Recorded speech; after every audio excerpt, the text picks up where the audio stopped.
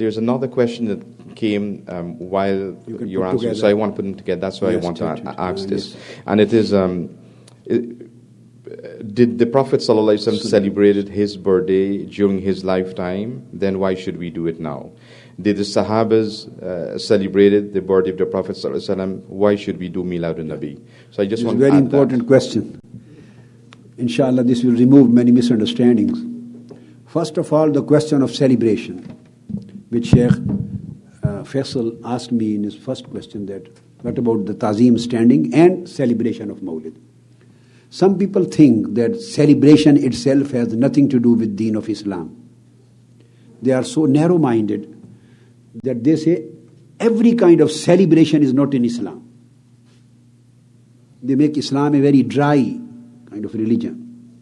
So they ask their children, they can't celebrate their birthday, this is bid'ah. Celebrating birthday is not a bid'ah. Be free, be excited.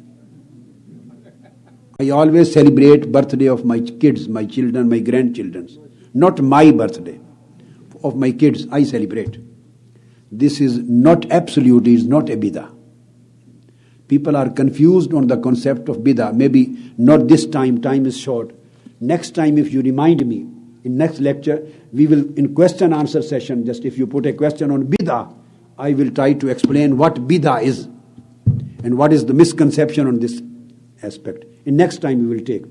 Celebration is permissible, and again sunnah of Almighty Allah. More than 50% of deen of Islam is based on celebrations. I'm giving you the concept of celebration. More than 50% of deen of Islam, our sha'air and ibadat, they are celebrations. Let me start from very easy subject. Come to Hajj. The whole of Hajj is celebration. The whole of Hajj is. There is a house known as Kaaba. You make 7 circles around it, a tawaf. Whether you read anything or not, it is not compulsorily required from Sharia. If you can't read anything even, you just keep silent. You keep on reading Darood, you keep on reading Istighfar, you keep on reading Allah, Allah, you keep on reading Surah Fatiha or whatever you can recite. No condition. Even you don't recite anything. You have 5 circles against the Kaaba. This is your tawaf. So what kind of ibadah is this? The Allah who has already disconnected you with stones. The stones were thrown away from deen. He is asking you to have 7 circles against the house built with stones. What is this? This is celebration of the practice of Sayyidina Adam and Ibrahim alayhi salam. You did this.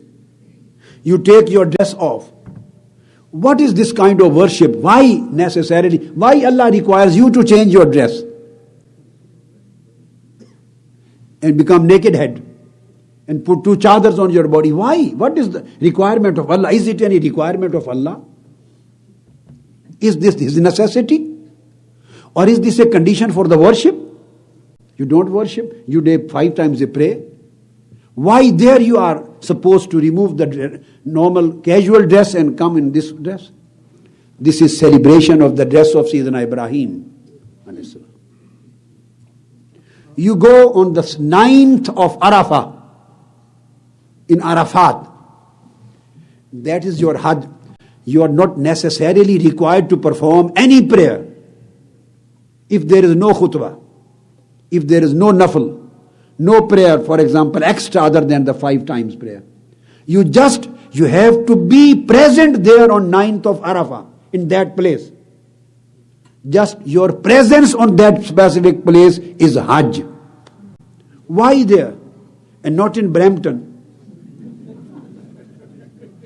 You go to Makkah. Why don't you want to prefer, I will stay on 9th of Arafah in the Haram of Kaaba? Haram of Kaaba is lesser than Arafat? You prefer, I will stay in Haram of Kaaba. You are not performing Hajj. For Hajj you have to be in Arafah. Why? This is celebration of meeting of Hazrat Adam and Hawwa radiyallahu ta'ala. They met on this day at this place. They are meeting when they were separated, when they were coming down. So since this was a meeting place, the whole ummah till the day of judgment is celebrating their meeting. Nothing else.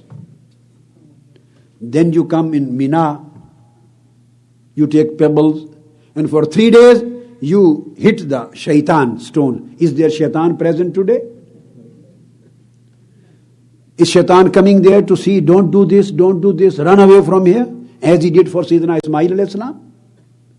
No, nothing. Neither shaitan is there, nor you are in danger. Why? These are the pillars of stones. Why you are hitting and throwing the pebbles to that?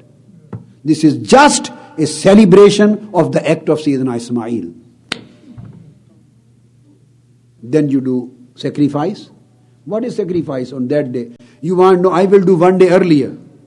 If you do the same sacrifice on 9th of Zil-Hijjah in Arafat, would that sacrifice be accepted? Sacrifice same animal for Almighty Allah, the same person. Why is not accepted? And why just on that specific day? Because you are celebrating the act of Ibrahim and Ismail alayhi salam. Whole Hajj. Then you come to Kaaba and you start running between two mountains, Safa and Marwa. Is this any worship? If you can read anything, you may recite. If you don't know anything, you just remain silent. And when those specific pillars come, the green pillars, then you start running. You walk between Safa and Marwa, and when a specific place comes, in both sides, you start running.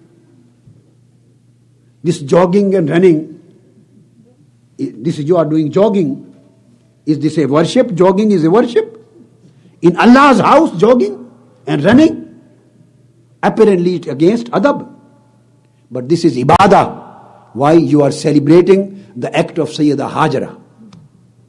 Why did she run? Because her kid Sayyidina Ismail alayhi salam was thirsty. He was rubbing his feet there. And she ran to get water for him. Is there any problem of water with you? Tell me any sense, common sense. Is there any answer of intelligence, of common sense, of reason? So what is Hajj?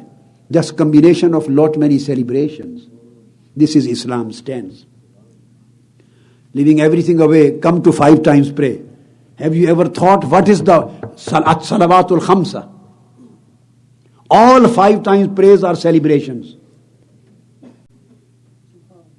All these prayers are 5 times celebrations. People don't know the reality of the ahkam and sha'air. Fajr prayer. Why Fajr prayer is 2 rak'ah? The Shaykh of IMO asked me this question once. Brother Umar Farooq. Why 2 rak'ah?